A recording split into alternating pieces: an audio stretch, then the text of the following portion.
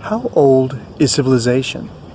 There are those who would have us believe that civilization goes back a mere 6,000 years, 4,000 years BC more or less at the time of the Sumerians, or perhaps the ancient Egyptians, or the Hindu civilization in India, or perhaps even the Chinese.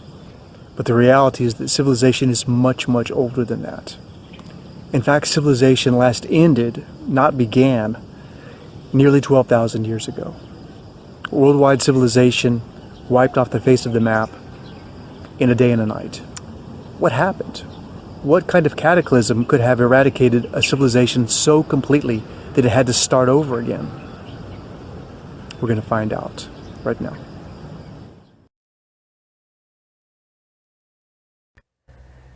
(9,600 BC, the end of civilization. And I really mean that, the end of civilization, not the beginning of civilization, although there was a reboot that occurred. But I'm getting ahead of myself here. We need to go back and find out exactly what happened. Before 12,620 BC, there was a warm period. It's called the Bølling Allerede Interstadial, Danish name there. And the reason they know this pretty much exact year, 12,620 BC, is because of the ice core samples that have been collected from all over the world. And trapped in those layers of ice were pollen, flowers, and animals. This warming period was not so sudden. It was gradual and lasted from 12,620 BC to 10,820 BC, about a 1,800 year duration. Now, one can imagine that 1,800 years is quite a reasonable amount of time for civilization to thrive. Things were so warm, in fact, that basically even Northern Europe was experiencing the same kind of weather that we have in Northern Europe nowadays, 4 distinct seasons. So things were going quite well. Civilization was going strong, and then something completely unexpected happened. What happened was in the year 10,780 BC, that's 10,780 years before Christ, a 4-kilometer asteroid struck northern Canada and caused a 1,200-year new ice age, which very abruptly ended this nearly 2,000-year warm period where civilization had been able to flourish. Now, how do we know what happened? And how do they know such an exact date? As the previous ice age was called the Older Dryas period, this new ice age is called the Younger Dryas. And this Younger Dryas boundary, as they call it, commencement date has been narrowed down to about 10,800 BC.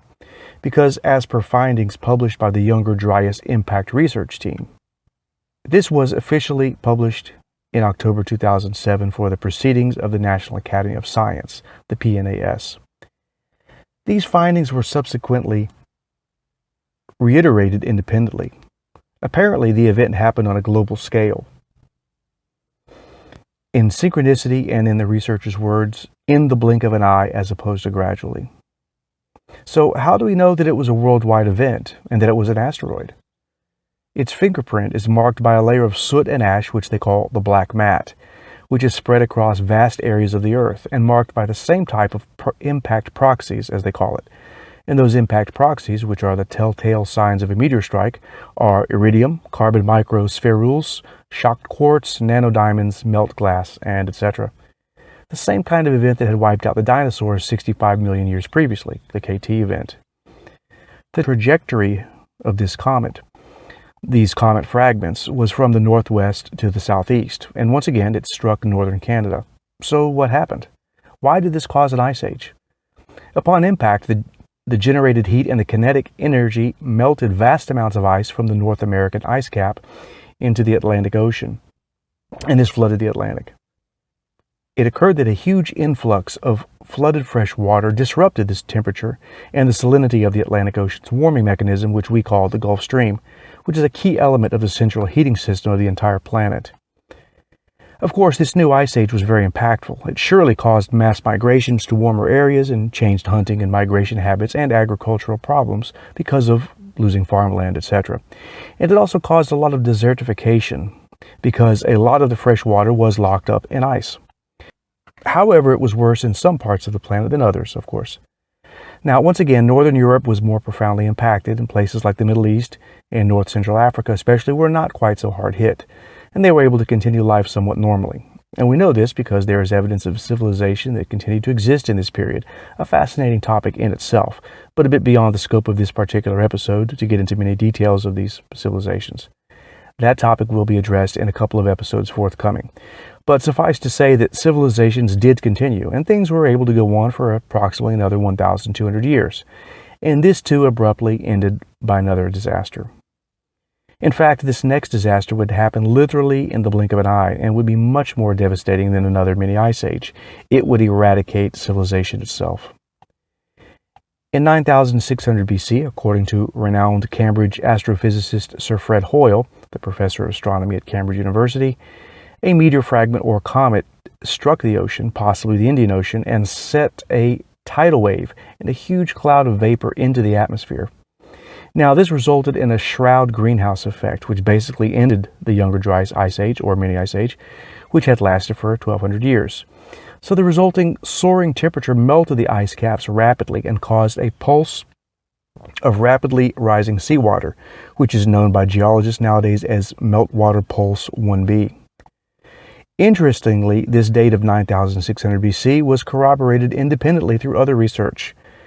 In fact, strike data from this meteor have been recorded worldwide in the 1994 book When the Earth Nearly Died, Compelling Evidence of a Catastrophic World Change, 9500 BC, by authors D.S. Allen and J.B. Dallaire. These researchers cataloged over 500 legends depicting this catastrophe, which all tell of a cataclysm which nearly destroyed Earth and Mars about 11,600 years ago. Now, these ancient oral traditions exist among 600 peoples from every continent, including Oceania. They include Sumerian, Jewish, Arabian, and Chinese tales of a great flood. This flood lore can be corroborated with other similar oral traditions from Thailand's Andaman Islands, Australia, New Zealand, Indonesia, Greece, Malaysia, Germanic tribes, Finland, Ireland, Aztec, Inca, Mayan, Caddo, the Hopi tribes, Lake Michigan tribes, tribes from the Marquesas Islands, Hawaii, and Polynesia. Worldwide, they all tell the same tale, how a golden age disappeared with appalling devastation between 11,500 and 11,600 years ago. And besides the oral tradition, this is supported by archaeological, botanical, astronomical, and geological evidence, fixing a rather precise date for the Great Deluge that destroyed civilization worldwide in one dread event. Besides the previous estimate of a date of the asteroid strike by Sir Fred Hoyle, the astrophysicist, also, when you gather all the information from these different tribes and they're recounting the different tales, they all agreed that the average date was 11,600 years before this year, 2020. So these dates are very much in agreement and completely independently of each other.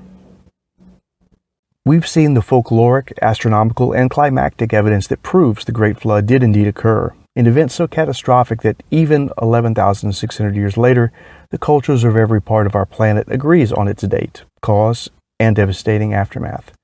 But what would it have been like to have witnessed such a cataclysm, a flood so great that it extinguished almost all plant, animal, and human life on the planet in one dread event? We're about to find out right after this brief message. Naturally, the most impressive event in the ancient legends is the deluge, the Great Flood. But tellingly, in many of these different oral traditions, the deluge occurs after a conflagration, or firestorm, which precedes the deluge, and the water extinguishes it. These 500 legends from cultures around the world also mention ice hail and solid material like stones, as well as tsunamis and boiling lakes and rivers. So, a so-called Sea of Crystal, which would be the comet's frozen debris fields, precedes the asteroid. These are the first things that fell, and they kept falling, even after the comet's main body impacted with the ocean. And raindrops, apparently, according to the Hopi Indian tradition, and I quote, ranging from the size of a man's head to that of a wigwam, unquote, were reported, as well as 50-kilo ice or hail balls. And frozen gases or dry ice could conceivably fall into the bodies of water and give the appearance of causing it to boil. As well, strange zoological anomalies have been found worldwide, including massive fossil records in bone caves where the remains of countless numbers of incompatible prehistoric animals perished en masse in recent prehistory. Saber-toothed tigers, lions, wolves, bison, rhinoceros, mammoths were found washed together into deep subterranean recesses all over the world, put there, no doubt, by the catastrophic worldwide deluge. The 100-mile-wide meteor that wiped out civilization had an iron core which would account for the horrendous damage that was done. A metal core comet strike in the Earth would inject large amounts of metal dust into the stratosphere, of course, and create a kind of sea of brass, as it were. and turn the icy tundra into a muddy swamp. It's been noted that the bones of late Pleistocene period animals encountered in drift deposits are frequently iron-stained, and the bone breccias are often strongly iron-stained, ferruginous, and silicified. These so-called worldwide legends support Sir Fred Hoyle's assertion that a metal meteorite caused the great megafauna extinction circa 11,600 years ago. Indeed, according to Hoyle, the complete change from Ice Age to Warm Age took only a decade. This is astoundingly fast and must have proven nearly as disastrous for humans as for the megafauna that were driven to extinction.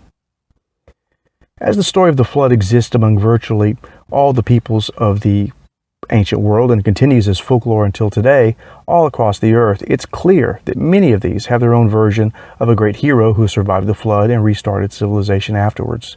So, Sumeria has their own Noah, the Jewish tradition has their own Noah, the Egyptians have their own Noah, by somewhat different names, but essentially the same story. Even the Chinese have a legend among the Juchi, Lietzi, Huainanansi, Shuowen, Jietzi, Siku, Quanshu, Songxi Dashu, and other peoples. And many of their folk legends all contain references to a woman named Nuwa. This sounds a lot like the name Noah to me, which is an interesting coincidence. In any case, Nuwa, who was a woman, according to the myths of these people in ancient China, repairs the broken heavens after a great flood or calamity and repopulates the world with people. India in the Matsya Purana and the Shatpatha Brahmin also recount their own deluge myth, and the Quran for Islamic tradition does so as well. Although the damage was incalculable, caused by the meteor strike, tsunamis, and of course the flood, there was an end to the flood at some point, possibly about a year later. After the initial flood, according to Sumerian legends and biblical legends, the water did subside. So, this date shortly after the initial event, 9600 BC, also, one more time, coincides with another interesting fact. This is the date that archaeologists term the beginning of agriculture and also megalithic construction. The rise of civilization seemingly emerged from nowhere, with zero previous knowledge to explain its creation. It should be clear that there had to have been a previous civilization, a quite rich one at that, but it was wiped out by the flood.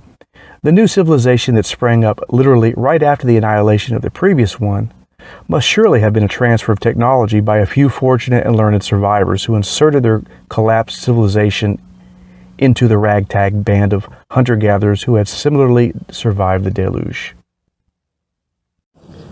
I'd really like to know what you think about why there are more than 500 different cultures worldwide that have flood myths. Is it a coincidence? Is it a cultural remembrance of something that really happened? What do you think? Please comment below. I'd love to hear from you. And while you're here, if you're getting some value from this content so far, take the chance and go ahead and like and subscribe. Click that like button and also ring the bell so you'll be the first to know when we have new content. Thanks. I hope you enjoyed this episode of Pyramids and Prehistory. Be sure to check the links down below where we have a lot of cool sites that I've checked out that are very inspirational to me, sites for research and sites to have an expanded idea of some of the things that I'm talking about.